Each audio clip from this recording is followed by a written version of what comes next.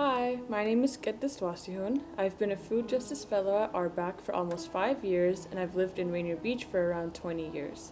I'm also a master's student at the UW Foster School of Business, and today we'll be going over episode 3 of our Talk Story series, where we'll be highlighting the experiences of Small Axe Farm, which is part of Black Farmers Collective, with Mazra, Taj, and Yewa.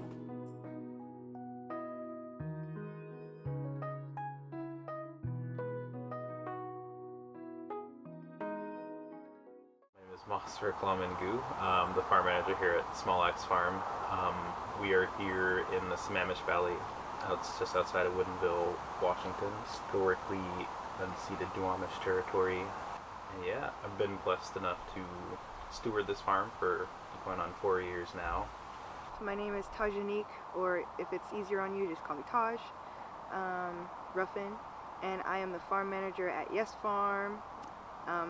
Also, before I was the farm manager at Yes Farm, I was a farmhand here at Small Axe, and yeah, I've been connected at both places. That's why I'm in farming right now. Well, hi everyone. My name is Yewa Asabi. Any pronoun is cool with me.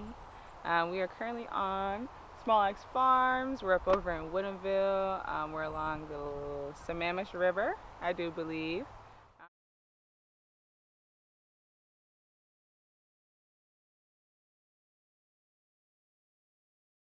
Let's see. I won't make this too long, but I'm originally from Oakland, California. I grew up with my mom and dad and my 3 other siblings there. My mom is someone who's bipolar schizophrenic, so that played a huge role in part just kind of like in my family's growth. And then my dad taking care of 4 kids by himself. So I feel like my story involves like my grandparents, a lot of community that helped, aunts, aunties, godfathers, godparents that helps like nurture us and take care of us. So it didn't all fall on my pops. Within that story, growing up just with my dad, he works for UPS. I'm just trying to really pay rent, like pay the bills, so on and so forth. So we ate a lot of like beans and rice, like that was like our staple dish. Hella beans and rice with like tomatoes and hella oatmeal. So I feel like having that lived experience and being like, oh, okay, like I know there's something different, and I was blessed enough to be in community and in high school being a part of Social Justice Academy. Shout out Erica Varai Santos, who's still doing it for the youth to this day, teaching us about ourselves, our culture, and each other's cultures and histories. I learned a lot about food justice, and I had no idea I was going to become a farmer for real, but I'm blessed and grateful that I did, because I'm able to not only like educate like my sister, take that knowledge to go back with my family, my dad, but also here providing food for folks that might be in the same boat as that I was as a kid, and to be able to have like diversity, or to be able to be cooking in the kitchen and throw something in there that you don't really know what it is, but it's like, okay, I'm gonna make it taste good anyways, just to be able to have more variety. So that's definitely like part of my story. Beans and rice and wanting just better for like my family and like my people and like our communities. So I love talking about my family. I have 2 of them. I'm adopted. I got adopted in 2014, and I have another family, my biological family, who I love. Love them both with all my heart. They've always been encouraging to me when it comes to like doing things that I want to do. Has never said I couldn't do anything, and they love me really well. And so it's really cool to have that support system at home. And then like it's a give and take. I get to support my family too with this farming stuff, like not having much access to groceries and stuff like that. My mom loves when I bring home the greens. My sister loves the tomatoes, the cucumbers. And there's been talk of farming in my family, but it's only talk. There's no really details. So I'm feeling like I'm like the full circle moment. I'm bringing this back into the lineage real quick. But yes, I grew up as a houseless youth in Burien, and so outdoors was not my jam. Vegetables, not my jam. Bugs, not my jam. Still, to this day, not my jam. So I feel like I got into farming because I got really good people around me. So my friends are phenomenal people. They're always people who are not just looking after people they love. It's like the person next to them as well that they don't know. And so I got into farming because my friends were taking me with them wherever they went, because they wanted me to experience this life to the full, knowing what I've had in the past, Yeah, actually, Yewa, one of the farmers, is my really good friend. Took me to Yes Farm for the first time, and then I saw black folks caring for each other and the land and for themselves, and that was big struggle for me being houseless growing up. Like, I couldn't quite comprehend why black folks, black and brown people were at the farm putting their hands in the dirt. I was like, that's a little bit strange. But then once I figured it out, I'm like, okay, this is how I take care of myself. This is how I take care of my neighbor. This is how I take care of the world generally. Like, it's only baby steps, is what I feel like. So that's a little bit of the lore, if that makes sense. I was born and raised in South Seattle, Columbia City, by my parents. I guess my brother and my sister. My parents met in Central Africa. My dad's from Central Africa, from Chad. Grew up in Chad and a little bit in southern France. My mom grew up in the Midwest and around Canada. Yeah, they met in Central Africa when my mom was in the Peace Corps and my dad was doing his thing. They're party people. All that to say, they don't have a background in farming. Not that that's bad or anything. How I discovered farming was really just by happenstance, serendipity. I was going to school at Seattle Central Community College right after high school, 2017, 2016-ish. Long story short, there was a few classes in sustainable agriculture that I ended up taking randomly to fill some credits, and really enjoyed the classes and really enjoyed the whole experience of that series. Through that series, I was able to work on a farm for internship. I got involved with at the youth program. I'm actually wearing the shirt of right now, the Seattle Youth Garden Works, put on by formerly Seattle Tilth, now known as Tilth Alliance. Pretty much just stayed with it ever since. Oh man, this is gonna sound so basic, but I'm like, and this kind of shows you kind of like where farmers can be at on the spectrum of like making money and not making money and stuff like that. But my dream is to have, because this is just a reality for me right now. Like, I don't have all of my basic needs right now. My dream is to have all of my basic needs, and then my family to have all of their basic needs, and to build capacity to put that out in the world. Like, okay, who else needs their basic needs? You know, so it's really my dream to have everyone I care about, everyone I don't care about, have their basic needs, and not it be this like radical thought. And also, just like, if we're thinking about farming dream, I'm thinking a little acre, a little house on there. That's all I need. A little youth program happening, a little food for a restaurant over here happening, and that's it. Really, I'd say that farming, I guess, is my dream. Continuing to farm and in all the different ways I want to continue farming.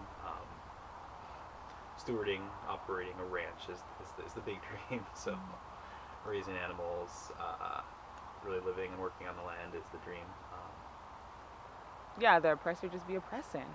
And so not only collective liberation for myself, like my own family, but for like our communities at large.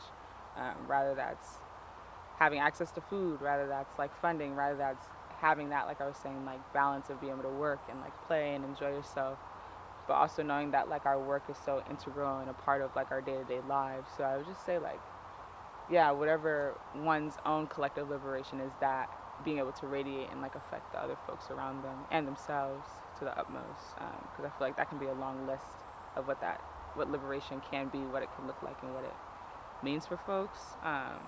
But whatever that, yeah, that's my dream. Like our individual, but also our collective dream being manifested here, across the waters, worldwide, like whatever that looks like. Yeah, being able to make that shape.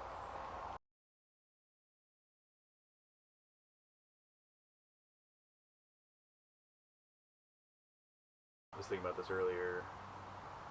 I guess a challenge that I've faced is like seeing, as a young farmer, as someone who sees farming as my vocation.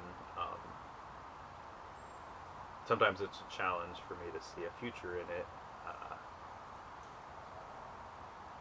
just because of all those barriers of access to land and capital, which are the two big things you need to really start farming and producing.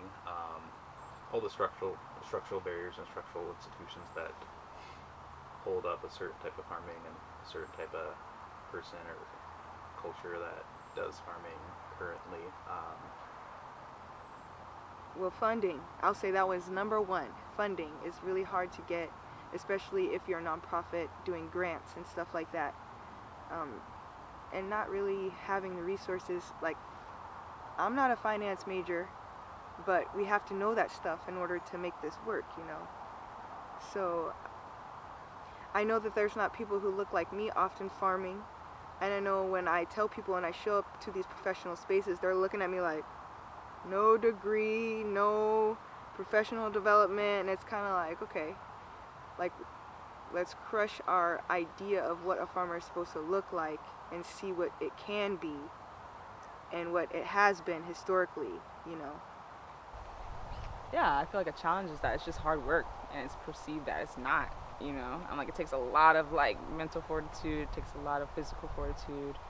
Challenges, like it really is a collective activity, it's a community activity, in my opinion. I know there's a lot of folks that like farm solo, which is like more power to them, or with their partner, with these, you know, whatever that looks like, which is like more power to them, absolutely. But if I've learned anything about being a farmer, it's like it's always easier, more life-giving with other folks.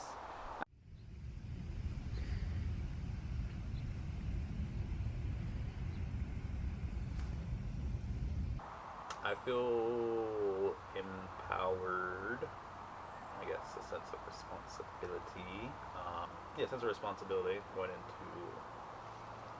what may be classified as uncertain times. What I would say to the next generation is find what brings you life, find the work that brings you life, and the work that is meaningful to you. Yes, okay. I feel like we're setting the tone. Like us as farmers, we're setting the tone. We're like, we're not working till our bones fall off anymore.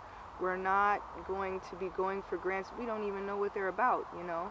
There's always been a way, like a trail to follow, and then some of that is good and in alignment, but then some of it is like, okay, these are old ways that are actually not sustainable for us. So I feel like we're making this new type of farming that's all about healing and care and taking your time, which either way, hard work, doing all the things super hard is not a bad way either, but like, how are we going to sustain ourselves for a long time in this work? And that's important to me. I feel like being some of the youngest farmers in the community is cool because we're able to like fail and trial and error, and it's not like we're just like going about our business. But it's really cool to succeed. It's cool to like kind of lean on each other in the ways that we do and we can. And I think what I enjoy most is learning from those that have come before us, whether it's our ancestors, whether it's people directly in these positions, and us being able to talk about them and be like, okay, well, when we get to that place, like this is what we would change, or this is how we make it different from just kind of being on the ground and being in these shoes that we're in now. And something that I would pass down to the next generation is, I would say like nothing that's like out of your reach, you know, like there's going to be so many ideas that comes through, and I'm not saying like you got to act on everyone, but believe in everyone and know that shit is like possible. So don't let, even if I'm the old head that's like, oh, that's doing too much, I feel like keep dreaming, because like I feel like that's what we need for sure. Something I try to remind myself of. But yeah, there's not a dream that's like too big or like too much, or a vision that's like impossible, because it's like, yeah, there's so much that we can do, you know, with the time that we have, God willing. So